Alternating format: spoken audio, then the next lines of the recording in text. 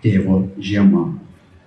Iš aukštųjų mano tėvo medžių jau seniai išskrido visi paukščiai. Ir dabar į juodas jų šakas visą žiemą krinta šaltos žvaigždės. Ilsisi seni laukų padargai, arklas, dalgis, rankos ir akėčių.